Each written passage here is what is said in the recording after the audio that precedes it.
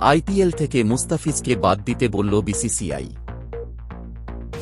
আসন্ন Indian Premier League 9,20,00,000 রুপিতে বাংলাদেশি পেসার মুস্তাফিজুর রহমানকে দলে ভিড়িয়েছিল কলকাতা নাইট রাইডার্স।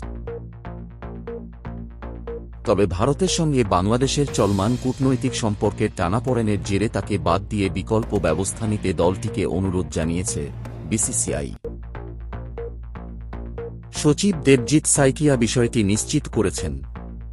তিনি জানান, সাম্প্রতিক পরিস্থিতি বিবেচনায় এই সিদ্ধান্ত নেওয়া হয়েছে।